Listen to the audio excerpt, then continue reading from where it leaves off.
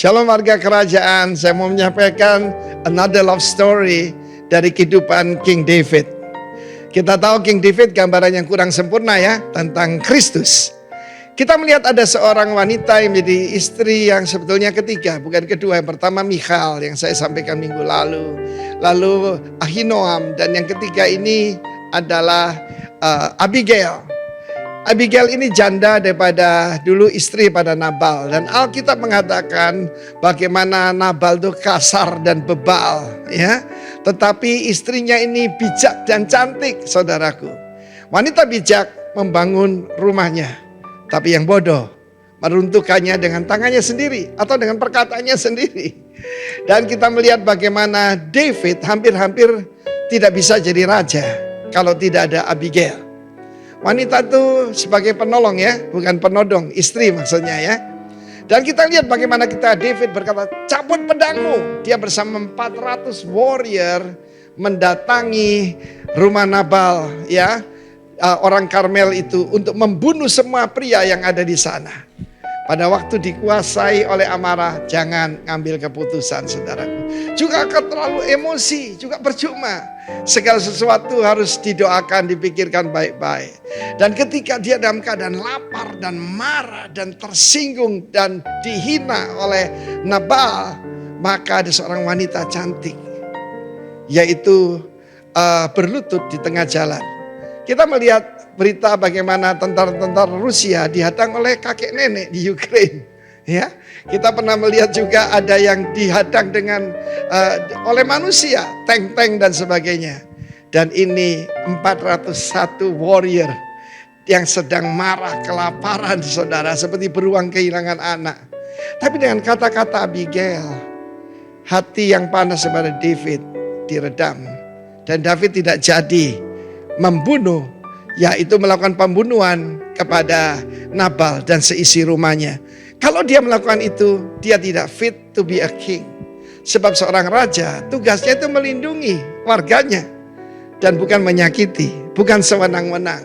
Yesus berkata, penguasa, raja-raja, yaitu di dunia ini, mereka dengan tangan besi, tapi tidak demikian dari antara kamu. Barang siapa yang mau jadi terbesar harus jadi hamba dari semuanya. Dan kita lihat Abigail ini bukan cuma bijak, bukan cuma cantik. Kita melihat dalam 2 Samuel pasal 3, dia punya seorang putra yang diberi nama Kileab. Apa artinya Kileab itu, saudaraku? Kileab itu artinya like his father, seperti bapaknya. Saya pernah mendengar cerita-cerita yang istri-istri tidak mau punya anak dari suaminya karena takut anaknya nanti kayak bapaknya. Like father, like son. Tetapi rupanya ada kekaguman yang luar biasa. Ini gambaran perjanjian lama, perjanjian baru, saudaraku. Ada suatu cerita, saya tidak tahu terjadi di mana, tapi a good illustration. Ada seseorang yang menikah dengan seorang Yahudi yang ortodoks begitu. Dan orang ini sangat-sangat, yaitu saudaraku, legalistik.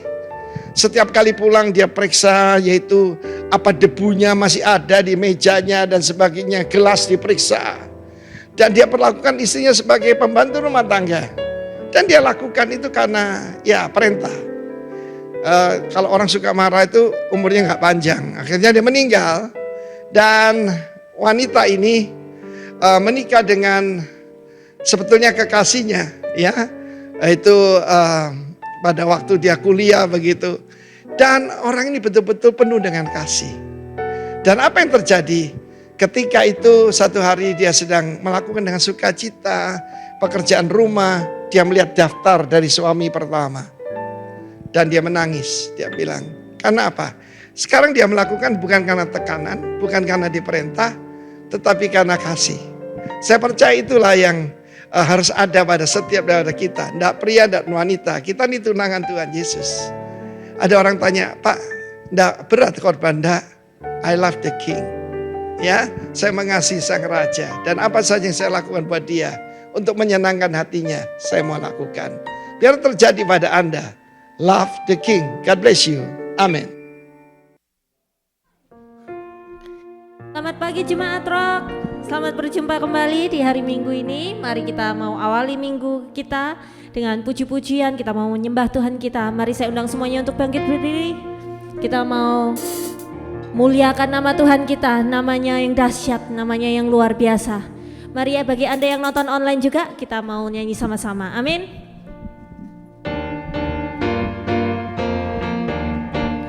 Mari kita naikkan pujian ini bersama-sama.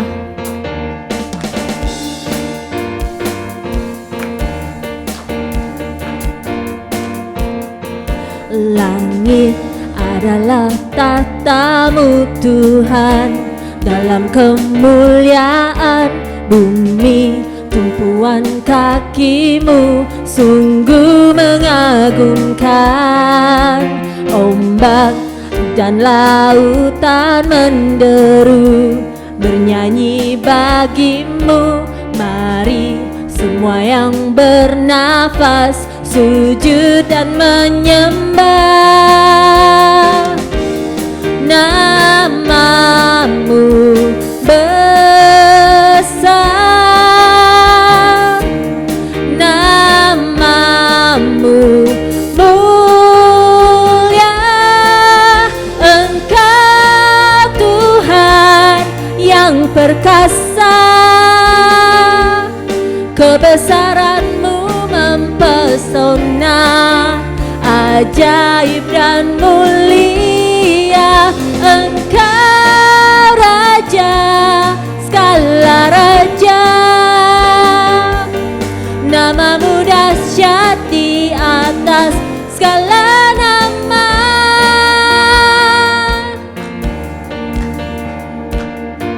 Langit adalah tahtanya. Mari kita naikkan pujian ini dari awal, sama-sama katakan. Langit adalah tahtamu Tuhan. Langit adalah tahtamu Tuhan, dalam kemuliaan bumi tumpuan kakimu sungguh mengagumkan. Ombak dan lautan menderu bernyanyi bagimu. Mari semua yang bernafas sujud dan menyembah sama-sama. Namamu besar, namamu mulia. Engkau Tuhan yang perkasa, kebesaranmu mempesona, ajaib dan mulia. Engkau Raja segala raja, namamu dahsyat di atas segala nama.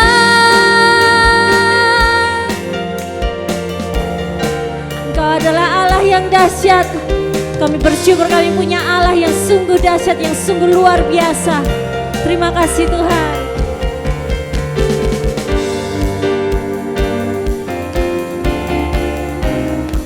Mari semua yang bernafas, mari jemaat Tuhan, kita naikkan namanya lebih lagi. Kita sorak-soraikan, Engkau Tuhan, Engkau Tuhan yang perkasa, kebesaranmu mempesona, ajaib dan mulia. Engkau Raja segala raja, namamu dahsyat di atas segala nama. Sekali lagi Engkau Tuhan, Engkau Tuhan yang perkasa, kebesaranmu mempesona, ajaib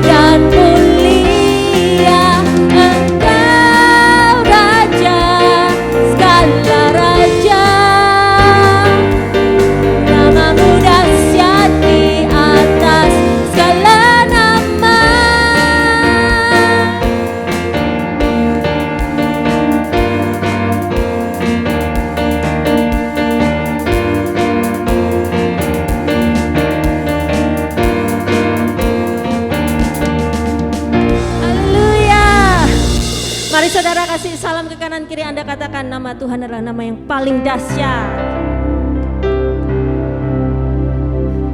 Haleluya. Bagaimana kabar Anda hari minggu ini? Luar biasa? Amin. Mari kita puji Dia lebih lagi. Amin. Dia adalah Allah pelindung kita. Mari kita naikkan pujian ini lebih lagi.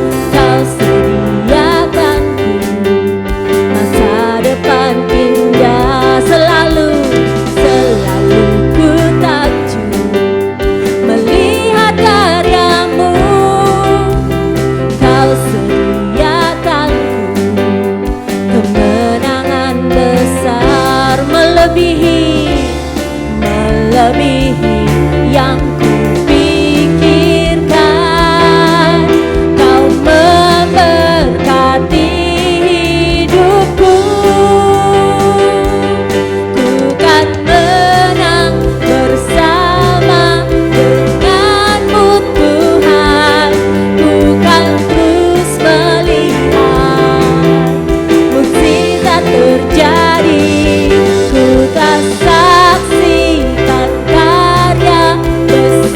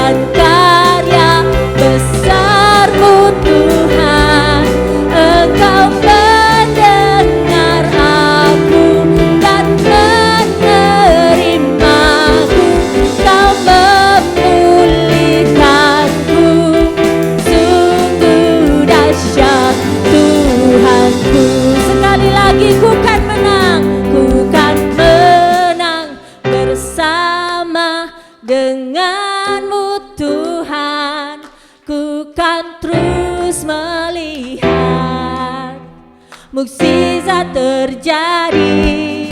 Ku telah saksikan karya besar-Mu Tuhan. Engkau mendengar aku dan menerimaku. Kau memulihkanku. Sungguh dahsyat Tuhanku.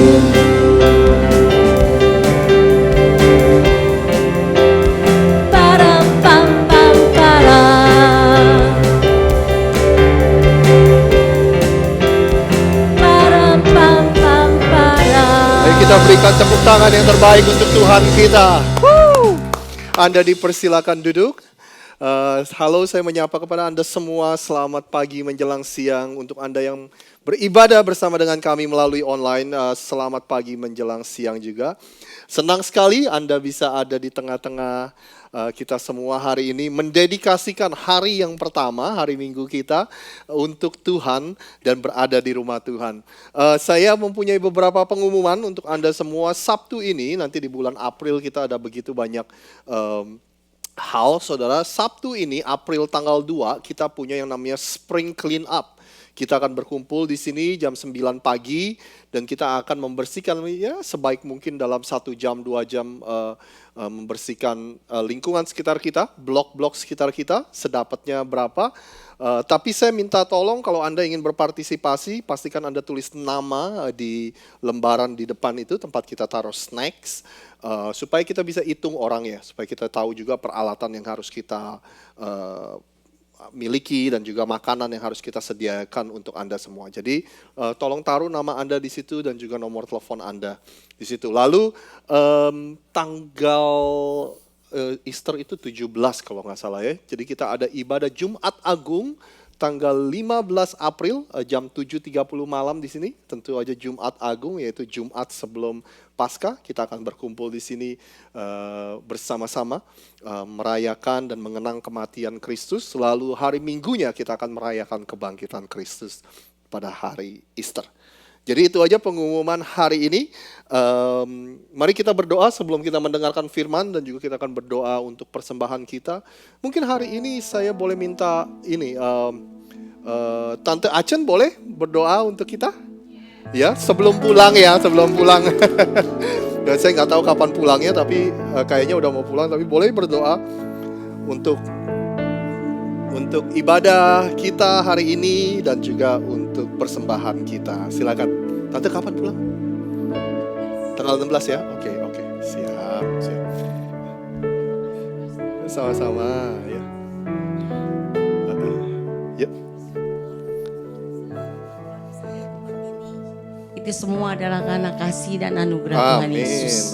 Buat kami, buat keluarga Bu Nur, buat anak-anak kami semua. Terlalu banyak mujizat yang terjadi di dalam kehidupan kami. Biarlah kami terus berkarya melayani Tuhan sampai Tuhan memanggil kami. Terima kasih. Mari kami mau berdoa siang ini. Bapa di surga, di dalam nama Tuhan Yesus, dengan kasih dan anugerah-Mu yang begitu besar bagi kami semua, siang ini Tuhan, kami bersepakat berdoa bersama-sama untuk meninggikan dan memuliakan nama-Mu. Tuhan, kami berada di tempat ini, saat ini, datang menyembah-Mu, memuji nama-Mu, bahkan kami akan mendengarkan firman-Mu. Tuhan Yesus, biarlah firman yang Engkau sampaikan boleh menjadi pedoman hidup kami. Biarlah tetap tertanam di dalam hati kami dan kami bisa membagikan kepada yang lain, saudara-saudara kami Tuhan. Tuhan Yesus, Engkau berkati gereja Rock ini, Engkau berkati Pastor Rosi Tuhan. Biarlah Tuhan semakin hari dia semakin radikal di dalam melayani Tuhan, mengasihi Tuhan dan mengasihi jemaatnya yang ada di tempat ini. Tuhan, Engkau memberkati setiap jemaatnya Tuhan, dimanapun mereka berada, Engkau memberkatinya. Biarlah Tuhan jemaat di tempat rock ini, di gereja rock ini Tuhan, menjadi jemaat yang semakin setia, semakin haus, bahkan semakin melekat kepada Engkau Tuhan.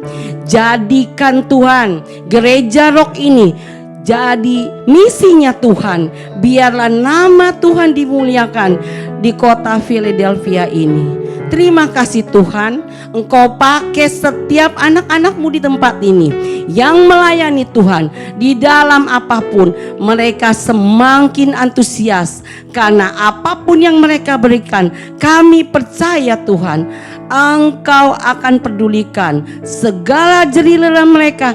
Tuhan perhitungkan. Terima kasih Tuhan. Siang ini kami juga akan memberikan persembahan. Biarlah persembahan yang kami berikan untuk memperluas kerajaan Tuhan. Biarlah Tuhan, setiap tangan-tangan yang telah memberi, Engkau memberkatinya. Bahkan bagi jemaat yang belum bisa memberi, Tuhan juga memberkatinya. Terima kasih Tuhan Yesus. Engkau sungguh baik, Engkau sangat baik, bahkan terlalu baik buat kami semua. Di dalam nama Tuhan Yesus kami mengucap syukur dan terima kasih. Haleluya, amin.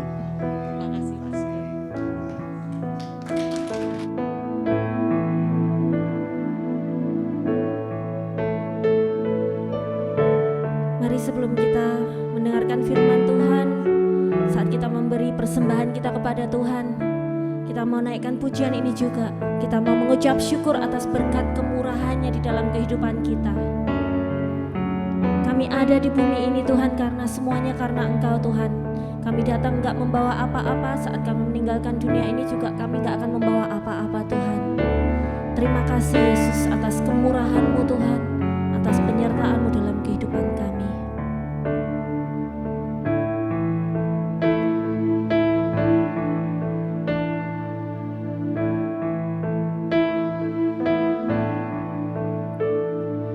Kau hiasi kehidupanku dengan kemurahan-Mu.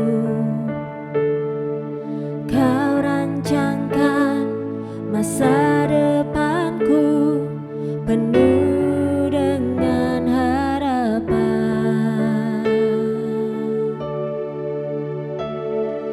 Kau hiasi kehidupanku dengan kemurahan-Mu.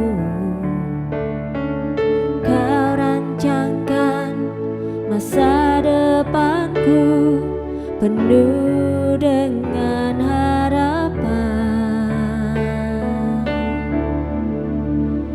Aku ada saat ini, semuanya karena kasih-Mu.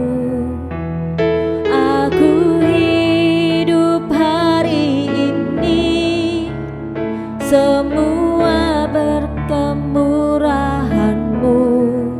Terima kasih Yesus, Engkau sangat baik, teramat baik bagiku. Mari saya undang semuanya untuk bangkit berdiri. Kau hiasi kehidupanku dengan kemurahan-Mu. Kau rancangkan masa depanku penuh dengan harapan. Aku ada saat ini, semuanya karena kasih-Mu. Aku hidup hari ini, semua berkat kemurahan-Mu. Terima kasih Yesus.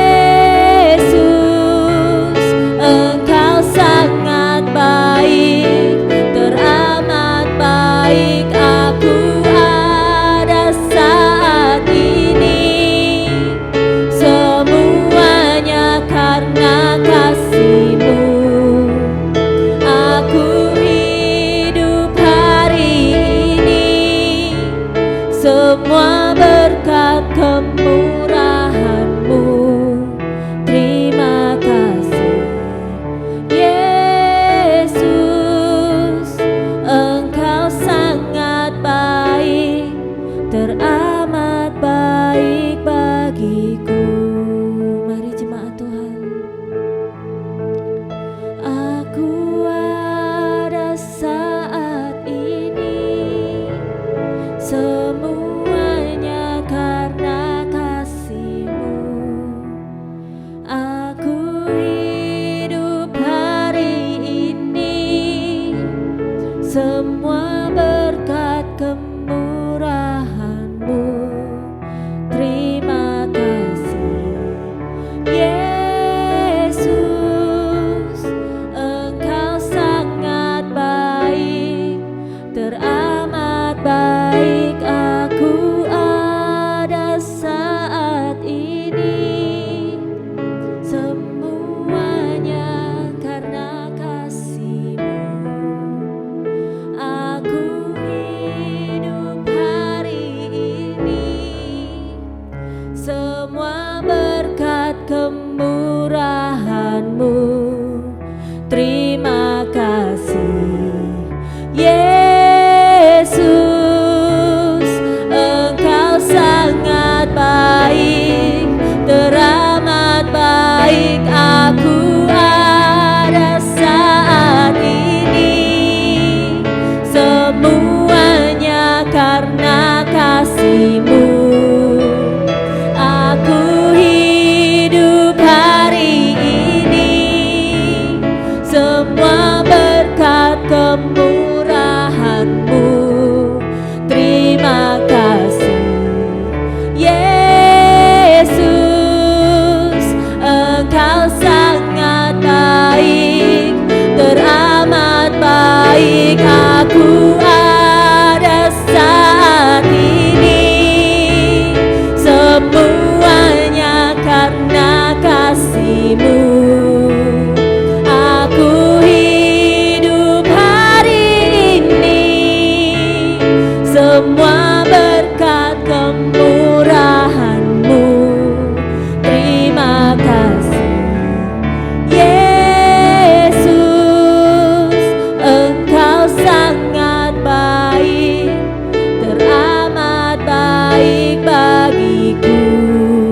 Yesus, Engkau sangat baik, teramat baik bagiku.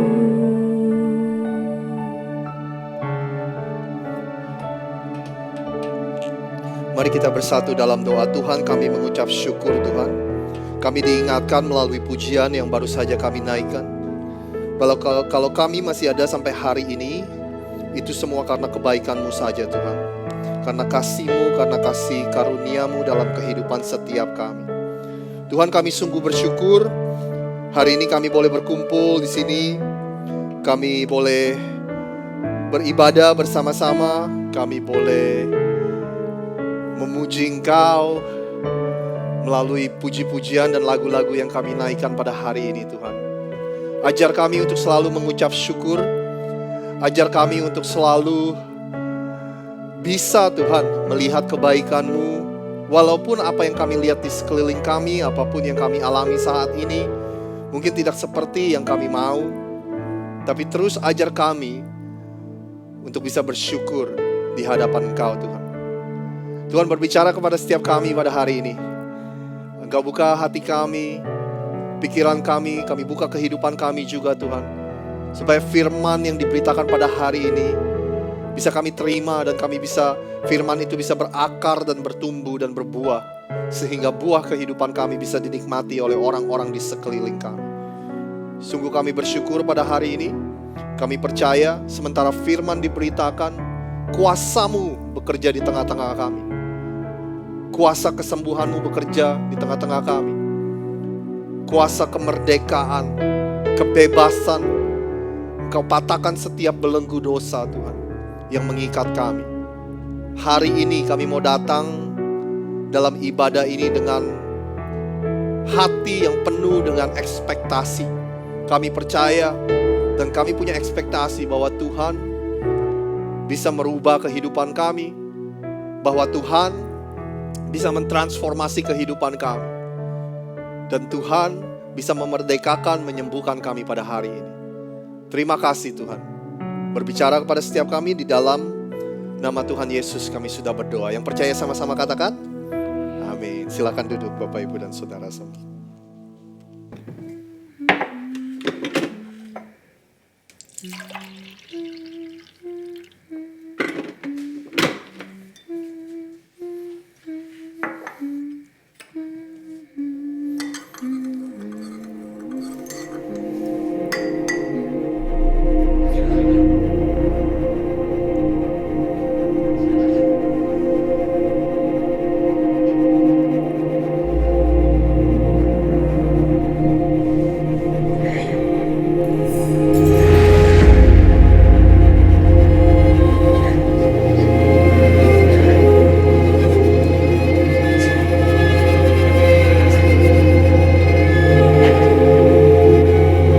Our struggle is not against flesh and blood, but against the rulers, against the authorities, against the powers of this dark world, and against the spiritual forces of evil in the heavenly realms.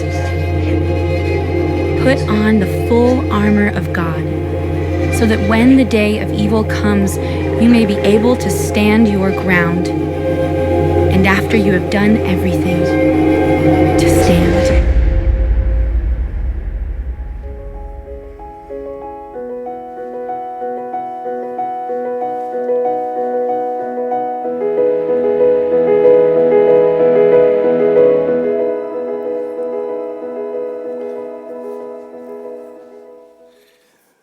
Bapak, Ibu, dan Saudara semua, teman-teman yang menyaksikan ini secara online, hari ini kita ada di bagian terakhir dari serial khotbah yang sudah berlangsung cukup lama, yaitu kita belajar banyak tentang yang namanya spiritual warfare atau peperangan rohani. Saya ingin memulai dengan memberikan Anda hadiah nih. Siapa yang mau hadiah hari ini, Saudara? Dalam beberapa minggu terakhir kita berbicara mengenai seluruh perlengkapan senjata Allah. Hari ini kita akan berbicara mengenai bagian yang terakhir. Nah, pertanyaannya, Anda silakan maju ke depan. Bagian mana yang akan kita bicarakan hari ini? Yang mana sisanya? Anda bisa maju ke depan kalau Anda tahu. Ini udah ada contekan, Saudara. Buat Anda yang ngikutin, di antara semua ini yang mana yang kita belum bicarakan dan yang hari ini akan kita bicarakan. Anda boleh maju ke depan supaya dapat hadiah. Jangan sampai Anda teriak jawabannya, nanti yang lain yang maju.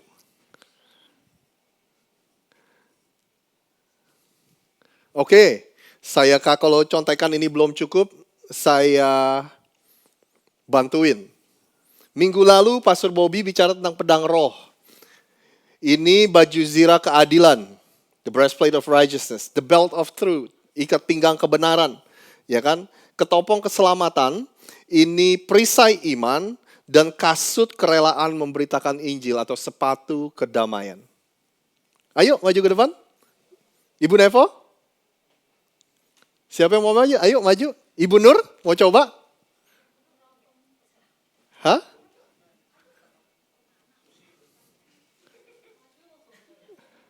Ayo. So.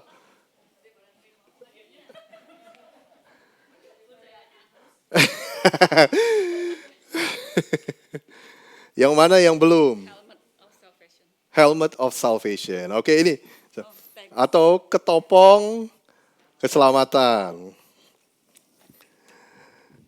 Kita akan bacakan seperti biasa, Saudara. Dari Efesus 6, kita bilang bahwa kadang-kadang kesalahan kita ketika kita membicarakan tentang peperangan rohani, kita itu suka berdiri di dua ekstrim. Ekstrim yang satu apa-apa iblis, apa-apa setan, apa-apa salahnya iblis. Di ekstrim yang satu lagi kita bilang kita nggak percaya bahwa setan itu ada, iblis itu ada. Ya kan kita bilang zaman gini masih percaya gitu-gituan, Saudara. Nah, itu adalah kesalahan yang di dua ekstrim yang berbeda. Kita bilang kalau makanya kita harus mempunyai keseimbangan ketika kita membahas ini, kita harus mempunyai keseimbangan yang alkitabiah. Paulus memberikan kita gambaran di suratan yang dia tulis kepada gereja yang ada di kota Efesus tentang peperangan roh. Dia bilang gini, Saudara, akhirnya hendaklah kamu kuat di dalam Tuhan di dalam kekuatan kuasanya. Kenakanlah seluruh perlengkapan senjata Allah supaya kamu dapat bertahan melawan tipu muslihat iblis. Ayat 12 kita baca sama-sama. 1, 2, 3. Karena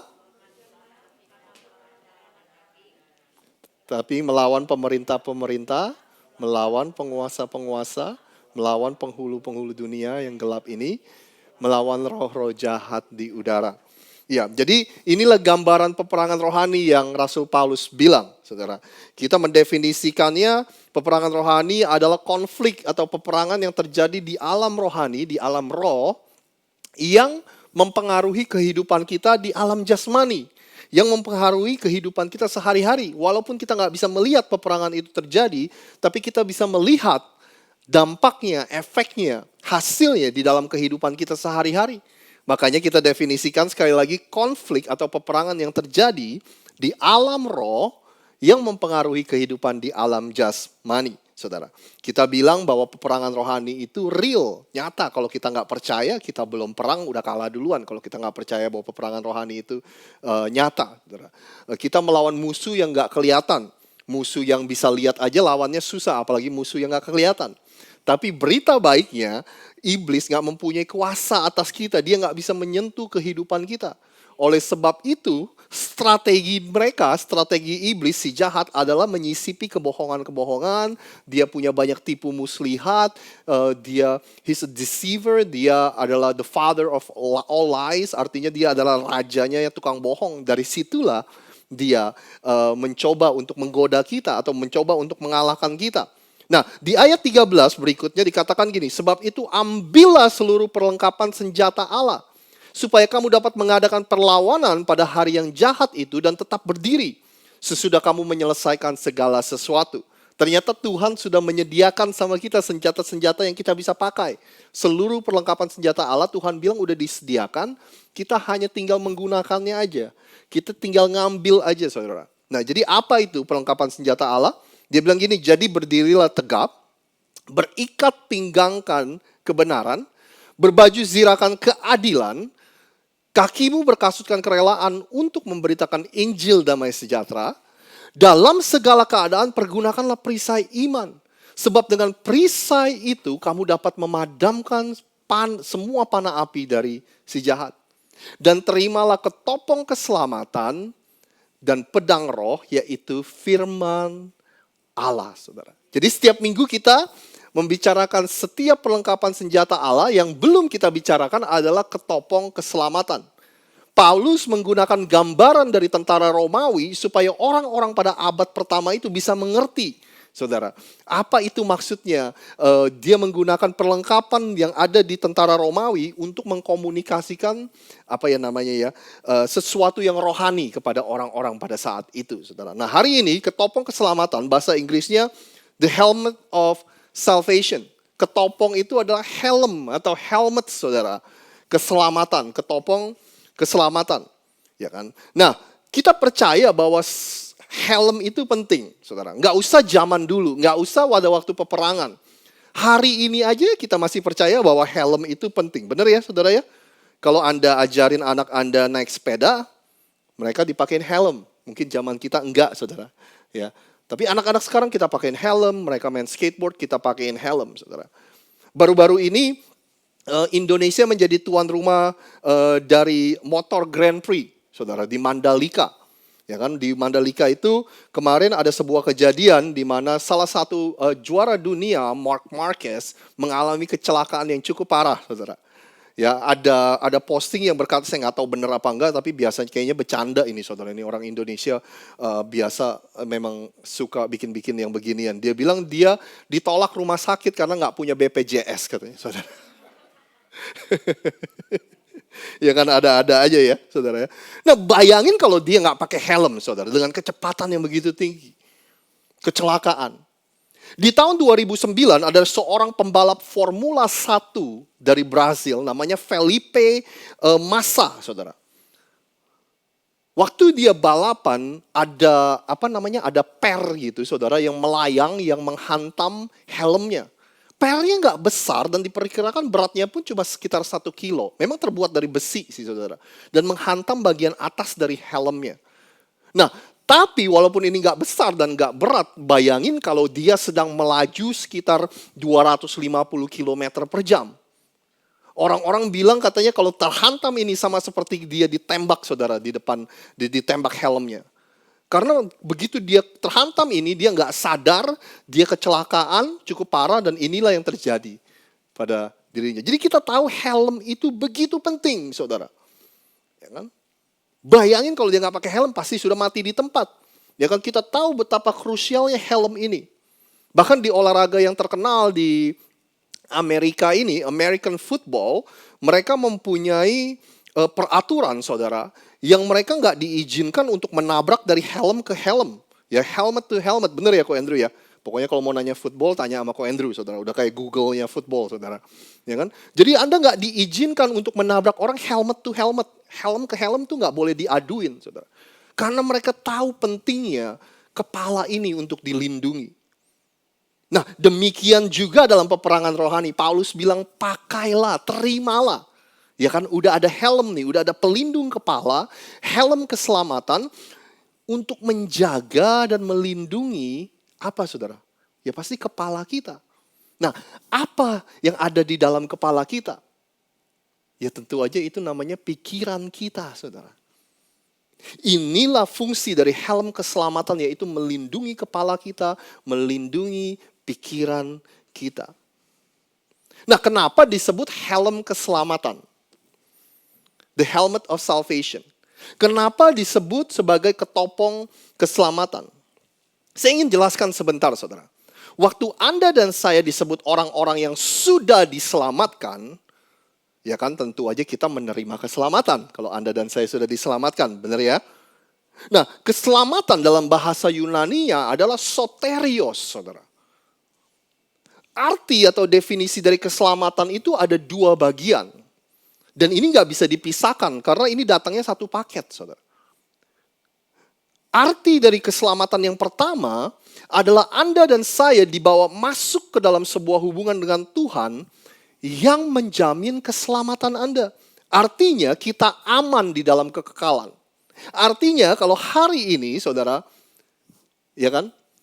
Atau enggak kalau malam ini kita tidur dan besok kita enggak bangun lagi, keselamatan kita sudah dijamin. Ya, kita adalah penerima hidup yang kekal. Tapi itu cuma satu bagian dari soterios. Bagian yang lainnya dari soterios, selamatan, artinya gini saudara. Anda dan saya, kita ini setiap hari ditebus, setiap hari diperbaharui terus, setiap hari dimurnikan terus, setiap hari kita dikuduskan terus. Itulah arti soterio, saudara.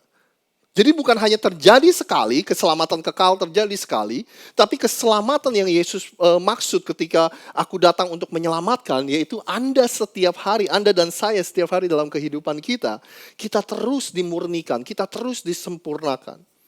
Anda masih bersama dengan saya? Ya? Mungkin gambaran yang paling bagus pernah ditulis oleh Rasul Paulus, dia bilang gini, semoga Allah damai sejahtera menguduskan kamu seluruhnya. Dan semoga roh, jiwa dan tubuhmu terpelihara sempurna dengan tidak bercacat pada kedatangan Yesus Kristus Tuhan kita. Paulus bilang gini, Allah damai sejahtera terus menguduskan kita seluruhnya, saudara. Roh kita, jiwa kita, tubuh kita, setiap hari, setiap saat, kita terus disempurnakan, kita terus dikuduskan. Sampai kita semakin sempurna, sampai suatu hari Yesus datang kembali. Nah ayat 24 itu janjinya Tuhan. Ia yang memanggil kamu adalah setia. Ia juga yang akan menggenapinya. Karena dia sudah memanggil Anda dan saya. Karena dia sudah memberikan Anda dan saya keselamatan. Dan karena dia Allah yang setia, maka dia pasti menggenapinya. Paulus bilang gitu. Jadi dengan kata lain saudara, ketika Anda dan saya diselamatkan, surga, janji surga itu pasti. Tapi Tuhan juga ingin membawa Anda dan saya kepada tujuan semula kita, saudara. Ketika kita diciptakan, Tuhan punya tujuan untuk hidup kita. Tapi karena dosa, terkadang kita kehilangan tujuan yang hidup tersebut. Makanya ketika kita diselamatkan, Tuhan membawa kita kembali ke jalannya, saudara. Ke tujuan yang sempurna. Nah, pada akhirnya jalan Tuhanlah yang membuat Anda dan saya mengalami, Yohanes 10 ayat 10 yang sering sekali saya kutip, adalah Anda dan saya menerima hidup dan hidup dalam segala kelimpahannya, saudara. Nah, pertanyaannya gini, saudara. Kalau kita punya musuh, kita udah 7 minggu lebih ngomongin bahwa kita ini punya musuh. Si jahat, si iblis, saudara. Pasti dia akan melakukan segala cara untuk mencegah Anda dan saya mengalami yang namanya hidup yang berkelimpahan. Mengalami janji-janji Tuhan, saudara. Nah, bagaimana dia melakukan itu? Anda mau tahu bagaimana dia mencegah Anda untuk mengalami hidup yang berlimpah? Dari sini, saudara. Ingat, dia gak bisa menyentuh hidup Anda. Dia gak punya kuasa atas Anda. Tapi dari sinilah itu strategi utama dia. Makanya saya bilang gini, pikiran kita adalah target utama dari si iblis. That's it, saudara. Disinilah medan peperangan kita, disinilah medan pertempuran kita, di pikiran kita. Disisipi kebohongan-kebohongan. Kalau Tuhan baik, masa kamu dibiarinin mengalami ini? Kamu gak bisa, kamu gak mampu, kamu siapa sih, saudara? Dari sinilah, saudara. Inilah target utama dari si iblis, pikiran kita. Kalau kita bisa berhasil menang di sini, saudara, saya percaya kita ini bisa mengalami yang namanya kelimpahan. Hidup yang berkelimpahan yang Tuhan janjikan. Tapi kalau sampai iblis yang menang di sini, maka dia akan berhasil untuk mencegah Anda dan saya mengalami janji-janji Tuhan dalam kehidupan kita. Gak tahu Anda masih ingat gak saya bilang gini, saudara? Kalau iblis gak berhasil membuat Anda gagal masuk surga, saudara, ya kan? Karena kita udah diselamatkan karena karya Kristus, kita masuk surga. Kalau dia gak berhasil menggagalkan kita masuk surga, yang dilakukan dia adalah ini, saudara. Membuat hidup kita di dunia ini berantakan. Pernikahan berantakan, keluarga berantakan, sakit penyakit, saudara, kepahitan, karir, keuangan, semua berantakan. Gak ada sukacita, gak ada damai. Hidup penuh dengan kepahitan. Itulah yang dilakukan. Dengan kata lain si iblis bilang gini, oke lah, gue gak bisa menggagalkan lu masuk surga. Tapi gue akan pastikan selama lu hidup di dunia ini, hidup lu berantakan, saudara.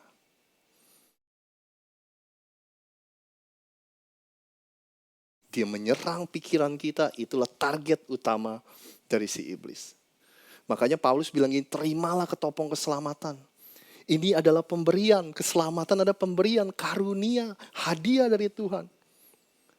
Di 1 Tesalonika 5 Paulus bilang ini, tetapi kita adalah orang-orang siang. Baiklah kita, bantu saya saudara, sadar. Berbaju zirakan iman dan kasih dan berketopongkan pengharapan dan keselamatan. Karena kita adalah orang-orang siang, saudara. Apa artinya orang-orang siang? Kita adalah anak-anak terang, saudara. Kita nggak hidup dalam kegelapan lagi, kita adalah anak-anak terang. Makanya karena kita anak terang, karena kita ada di dalam terang, harusnya kita bisa melihat dengan jelas, harusnya kita bisa sadar. Bahasa Inggrisnya saya suka, dia bilang gini, clear-headed. But let us who live in the light, kita yang adalah anak-anak terang, be clear-headed. Kepala kita, pikiran kita jernih, saudara. Dia bilang gitu. Jadi ide dari kita menerima ketopong keselamatan itu bukannya suatu hari kita diselamatkan, suatu hari kita enggak, suatu hari kita diselamatkan, suatu hari kita enggak. Bukan, saudara. Ya kan, keselamatan terjadi hanya sekali. Tuhan bilang terimalah. Nah, sesudah Anda dan saya diselamatkan, maksudnya gini, hiduplah dengan penuh kesadaran bahwa kita adalah orang-orang penerima keselamatan. Bahwa kita adalah orang-orang yang sudah diselamatkan, saudara. Anda dan saya, kita sadar gak setiap hari kita bangun, setiap hari kita pergi kerja, setiap hari kita beraktivitas, kita ini sadar gak? Kita adalah orang-orang yang sudah diselamatkan, saudara. Nah, kita sedang ada di dalam proses pemurnian, kita sedang ada di dalam proses disempurnakan oleh Tuhan. Nah, bagaimana cara Tuhan terus memproses dan memurnikan kita? Di Roma 12 dikatakan gini, janganlah kamu menjadi serupa dengan dunia ini. Tetapi berubahlah oleh, bantu saya saudara, pembaharuan budimu. Sehingga kamu dapat membedakan manakah kehendak Allah, apa yang baik, yang berkenan kepada Allah dan yang sempurna. Gimana cara Tuhan mengubah kehidupan kita? Gimana cara Tuhan menyempurnakan dan memurnikan kita, saudara? Yang pertama dia bilang, jangan serupa dengan dunia ini, tetapi berubahlah oleh pembaharuan budimu. Saudara. Dia mau merubah cara berpikir kita, dia mau memperbaharui budi dan pikiran kita. Itulah cara Tuhan memperbaharui kehidupan kita, menyempurnakan kehidupan kita. Nah gini saudara, kalau iblis maunya Anda dan saya sebagai orang Kristen, iblis itu mau supaya kita terus memegang prinsip-prinsip hidup kita yang lama. Cara berpikir kita yang lama. Dia maunya Anda terus mempunyai cara pikir yang sama dengan apa yang dunia ini ajarin. Itulah yang iblis mau. Ya kan? Dia maunya Anda dan saya sebagai orang Kristen terus aja memegang ajaran-ajaran yang waktu dari kecil kita dibesarkan diajarin saudara. Apa yang kita lihat di TV, di film, apa yang kita baca di majalah, di internet. Itulah cara iblis mencegah Anda dan saya untuk terus diperbaharui oleh Tuhan. Dia maunya kita pegangin terus. Anda pernah dengar gak ungkapan ini saudara? Hanya butuh 1 hari untuk orang Ibrani keluar dari Mesir. Tetapi membutuhkan 40 tahun untuk mengeluarkan Mesir dari mereka. Coba deh Anda renungkan sebentar. Kira-kira maksudnya apa ya? Ini kan ngomongin tentang waktu masa-masa Musa ya. Musa orang Ibrani waktu itu belum jadi bangsa Israel. Masih orang-orang Yahudi, orang Ibrani. Mereka jadi budak di Mesir. 400 tahun lebih ya. Nah untuk mereka keluar dari Mesir, Musa yang keluarin mereka, Musa yang pimpin mereka keluar, itu cuma butuh 1 hari saudara. Keluar dari Mesir. Tapi untuk ngeluarin Mesir dari orang-orang itu, itu butuh 40 tahun. Apa artinya saudara? Dengan kata lain, 400 tahun orang-orang Ibrani itu tinggal di Mesir, dari generasi ke generasi, hidup di Mesir dengan kebudayaan Mesir, identitas mereka sebagai budak. Ya kan bayangin saudara, 400 tahun lebih, berapa generasi? Anak-anak mereka lahir, cucu mereka lahir, cucu mereka lahir di Mesir. Identitasnya sebagai budak, cara berpikirnya sebagai orang Mesir saudara. Makanya waktu mereka keluar dari Mesir, secara geografis, Anda bersama saya? Secara wilayah, mereka udah keluar dari Mesir. Benar ya, saudara ya? Secara identitas, ketika mereka udah keluar dari Mesir, mereka bukan lagi budak, mereka adalah orang-orang yang merdeka. Tetapi, saudara, cara pikir mereka, gaya hidup mereka, ya, masih sama seperti di Mesir. Mereka melihat diri mereka masih dengan identitas sebagai budak. Nah, itulah yang dimaksud, saudara. Bahkan kalau Anda familiar, Anda tahu ceritanya, suatu hari mereka pernah komplain sama Musa. Mereka bilang apa, saudara? Enakan dulu ya di Mesir ya. Bayangin, saudara. Ya kan? Enakan dulu ya jadi budak. Bayangin budak gak punya masa depan, budak gak punya hak. Tapi mereka bilang begitu, enakan di Mesir. Nah, ini hanya mengingatkan kita semua aja, saudara. Berapa banyak dari kita, orang-orang yang sudah diselamatkan, orang-orang yang sudah dimerdekakan dari dosa, tapi masih hobinya main-main sama dosa, saudara. Berapa banyak dari kita yang bilang gini, enakan dulu ya hidup gua ya, sebelum kenal Tuhan. Enakan dulu ya, lebih bebas. Coba bayangin, saudara. Ya kan? Kayaknya kita ngerti dah, buat kita-kita yang orang Indonesia tinggal di Amerika ya. Ya kan? Kita secara wilayah, kita bukan di Indonesia ya. Kita di Amerika. Ya kan? Tapi cara berpikir kita tentu sebagai orang Indonesia. Nah, poin saya bukan soal budaya Amerika, budaya Indonesia, bukan. Ini hanya sebagai contoh aja, saudara. Ya kan? Dengan kata lain, maukah Anda dan saya sekarang, karena kita sudah mengenal Tuhan, karena kita sudah mengenal perkataannya, firman-Nya, maukah kalau ada cara berpikir Anda yang tidak cocok dengan firman, kalau ada prinsip-prinsip Anda yang tidak cocok dengan firman, kalau ada kebudayaan-kebudayaan kita yang tidak cocok dengan firman, maukah kita menggantikannya dengan prinsip-prinsip firman Tuhan, saudara? Makanya Paulus bilang gini, kami mematahkan setiap siasat orang dan merubuhkan setiap kubu yang dibangun oleh keangkuhan manusia untuk menentang pengenalan akan Allah. Kami menawan segala pikiran dan menaklukkannya kepada Kristus.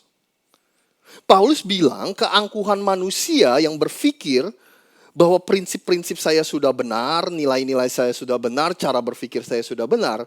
Inilah yang akan menjauhkan kita dari kita semakin mengenal Tuhan, mengenal Allah. Makanya yang harus kita lakukan adalah kita harus menawan pikiran kita harus menaklukkan pikiran kita, dan kita harus serahkan kepada Kristus. Dengan kata lain, kita harus ganti pikiran kita dengan pikirannya Kristus, saudara. Nah, pikiran Kristus itu seperti apa sih? Saya rasa ini gambarannya pikiran Kristus itu. Dia bilang gini, jadi akhirnya saudara-saudara, semua yang benar, semua yang mulia, semua yang adil, semua yang suci, semua yang manis, semua yang sedap didengar, semua yang disebut kebajikan dan patut dipuji, apa saudara? Pikirkanlah semua itu. Inilah pikiran-pikiran Kristus. Semua yang benar, saudara, yang setengah kebenarannya jangan dipikirin. Kata Paulus, yang gak jelas kebenarannya jangan dipikirin. Yang belum pasti kebenarannya jangan dipikirin. Ya kan, kita melihat sekeliling kita takut akan adanya perang dunia yang ketiga. Ya kan, memang mengkhawatirkan, saudara. Tapi itu semua di luar kendali kita. Kita paling cuma bisa berdoa, saudara. Jangan sampai ketakutan-ketakutan itu yang belum tentu pasti kebenarannya melumpuhkan kehidupan kita. Pikirkanlah semua yang benar. Pikirkanlah semua yang mulia, saudara. Kira-kira kita memuliakan Tuhan gak ya kalau kita punya pikiran yang seperti ini? Kita khawatir terus. Kita ngeluh terus, saudara. Ya kan? Khawatir itu tandanya apa ya? Khawatir itu tandanya kita gak percaya Tuhan itu mampu, Tuhan itu sanggup. Kira-kira memuliakan Tuhan gak, saudara? Ngeluh itu apa ya? Ngeluh itu kan artinya kita nggak setuju dengan apa yang Tuhan sudah berikan dalam hidup kita. Makanya kita mengeluh. Dia bilang yang nggak memuliakan Tuhan jangan dipikirin. Pikirkanlah semua yang adil, saudara. Ya kan? Ada orang tuh kalau mikirin tuh selalu nyari celahnya, Selalu mencoba memikirkan untuk ngelabuhin peraturan yang ada, cari jalan pintas, saudara. Jangan isi pikiran kita dengan yang seperti itu, pikirkanlah yang adil. Pikirkanlah semua yang suci, saudara. Paulus bilang, pikirin yang murni, yang tidak mempunyai motivasi tersembunyi, yang tidak mempunyai agenda tersembunyi, yang suci dan yang murni. Terus dia bilang gini, pikirkanlah semua yang manis. Artinya gini, pikiran-pikiran kita, saudara, butuh dimasukkan dengan sesuatu yang manis. Pikiran-pikiran kita harus mengkonsumsi sesuatu yang manis untuk untuk pikiran kita, untuk jiwa kita. Makanya dia bilang pikirkanlah sesuatu yang manis. Ada seorang psikologis atau professional counselor, dia bilang gini, saya lihat di postingan sosial medianya. Dia tulis gini, saudara, saya baca dari postingannya. Ada banyak orang yang pulang dari kerjaannya yang stres, sampai rumah ketemu dengan anak-anak mereka yang masih kecil, yang seringkali membuat rumah berantakan, mereka stres juga. Terus ketemu dengan istri dan pernikahannya jadi stres, saudara. Udah hal-hal yang membuat dia stres, terus ada orang yang hobinya nonton film tentang horor, tentang pembunuhan, ya kan? Ada orang yang hobinya baca berita tuh yang tentang perang, tentang kelaparan, tentang kejahatan. Makanya nggak heran orang-orang ini nggak bahagia dalam hidupnya, dia bilang gitu. Karena hal-hal seperti itu tidak baik untuk tubuh, jiwa, dan roh manusia. Seperti ibaratnya badan kita disuntikan dengan kanker ke dalam tubuh kita, saudara. Jadi dia bilang gini, pikirkanlah semua yang manis, perhatikanlah apa yang Anda dan saya konsumsi, apa yang kita tonton, apa yang kita baca, baik dari WA, dari sosial media, saudara. Akhirnya dia bilang semua yang sedap didengar, yang disebut kebajikan, yang patut dipuji, pikirkanlah semua itu. Saya hampir selesai, saudara. Nah, kalau Anda mau tahu, inilah pikiran Kristus. Kalau Anda mau tahu apa pikiran si iblis, ya kebalikan dari semuanya itu. Iblis maunya Anda dan saya pikirinnya bukan semua yang benar, tapi semua yang salah. Semua yang tidak memuliakan Tuhan. Semua yang tidak suci, semua yang kotor, semua yang jelek, semua yang negatif, semua yang menakutkan, semua yang tidak berguna, yang membuat Anda depresi, yang membuat Anda kehilangan pengharapan. Saudara, itulah yang iblis mau kita pikirkan. Makanya Paulus bilang, terimalah ketopong keselamatan. Lindungilah pikiran kita, kepala kita dari si jahat. Izinkanlah Tuhan untuk terus memperbaharui cara berpikir kita. Izinkanlah untuk Tuhan terus merubah pikiran kita. Menggantikan pikiran-pikiran kita yang lama dengan pikirannya Kristus. Amin, saudara. Bapak Ibu, saya menyadari betapa pentingnya pesan ini hari ini. Tentang melindungi pikiran kita, apalagi kita hidup di zaman sekarang, saudara. Ya kan? Baik buat kita, buat anak-anak kita, di zaman sosial media, ya kan. Terus berita juga tersedia 24 jam. Dulu kalau kita mau nonton berita, jam-jam tertentu, kita baru ada berita. Koran cuma terbit 2 kali sehari, pagi, sore, saudara. Tapi sekarang berita itu available tersedia buat kita kapan aja. Ya kan? Film-film, hiburan-hiburan, video-video yang kita konsumsi, yang anak-anak kita konsumsi, itu semua adalah sesuatu yang kita masukkan ke dalam pikiran kita. Makanya gak heran kalau zaman sekarang, orang itu bergumul dengan yang namanya depresi, anxiety, kekhawatiran yang berlebihan. Mereka bergumul dengan kesehatan mental emosional mereka terganggu, saudara. Karena konsumsi yang mereka masukkan ke dalam pikiran mereka nggak sehat, saudara. Makanya saya sadar sekali pentingnya pesan ini. Dan sebagai penutup, saya ingin melakukan sesuatu yang berbeda, saudara. Jadi nanti waktu saya undang berdiri dan kita tutup dalam doa, Saya ingin ajak Anda untuk mungkin berdoa dengan memegang kepala Anda sebagai sebuah gestur, sebagai sebuah lambang atau simbol bahwa kita ini sadar betapa pentingnya melindungi pikiran-pikiran kita. Sebagai simbol bahwa kita ini adalah penerima-penerima ketopong keselamatan yang Tuhan sudah sediakan. Sebagai simbol untuk mengenakan ketopong keselamatan untuk melindungi pikiran kita dan menggantikan pikiran-pikiran kita dengan pikirannya Kristus, saudara. Mungkin Anda udah tahu ya, kepala itu simbol yang sangat penting sekali di Alkitab. Yesus waktu mendoakan anak-anak kecil, dia meletakkan tangannya di atas kepala mereka. Di perjanjian lama kalau Anda lihat ada seorang imam memberkati, ada orang tua memberkati anaknya, saudara. Dia meletakkan tangannya di atas kepala mereka. Jadi kepala itu adalah simbol yang sangat penting. Jadi saya ingin mengundang Anda, kita akan tutup dalam doa. Saya ingin mengundang Anda sebagai sebuah lambang atau simbol untuk memegang kepala Anda sambil kita berdoa. Ya kan, kalau pagi ini Anda sudah merapikan rambut Anda 2 jam, ya Anda nggak usah disentuh, saudara. Anda taruh atasnya aja, saya nggak mau mengacak-ngacak rambut Anda, saudara. Ya, boleh saya undang semua bangkit berdiri?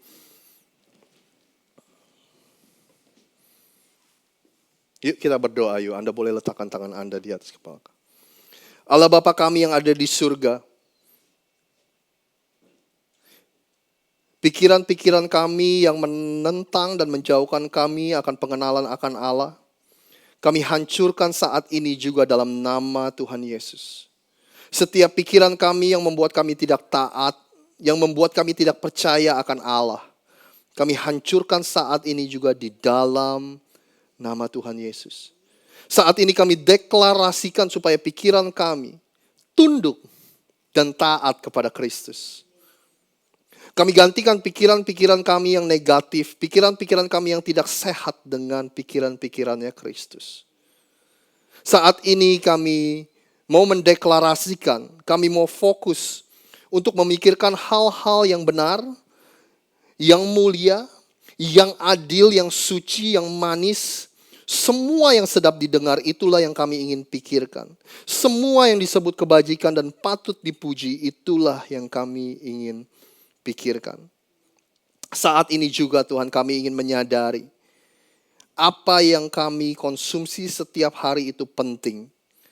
Apa yang kami taruh ke dalam pikiran-pikiran kami, hal yang kami baca, hal yang kami dengar, hal yang kami tonton, semuanya itu penting. Oleh sebab itu kami terima ketopong keselamatan yang berasal dari Engkau ya Tuhan. Biarkanlah kami mengisi pikiran-pikiran kami dengan hal-hal yang sehat, hal-hal yang hidup, yaitu firman Tuhan.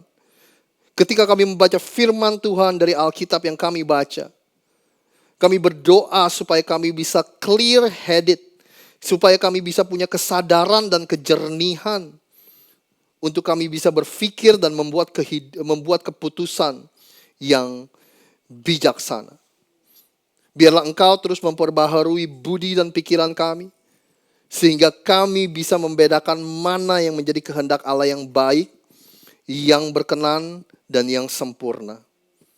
Lindungi pikiran-pikiran kami dari siasat-siasat dan tipu muslihat si iblis. Jemaat Tuhan di tempat ini boleh mengangkat tangan Anda. Jemaat Tuhan, Tuhan memberkati engkau dan melindungi engkau. Tuhan menyinari engkau dengan wajahnya dan memberikan engkau kasih karunia. Tuhan menghadapkan wajahnya kepadamu dan memberi engkau damai sejahtera. Biar semua yang baik yang berasal dari Tuhan akan turun ke atas hidupmu dan akan mengikutimu sepanjang umurmu. Yang sudah menerima berkat dari Tuhan, sama-sama katakan amin, amin. Tuhan Yesus memberkati Anda semua. Have a blessed week buat Anda yang nonton online. God bless you. Have a great week.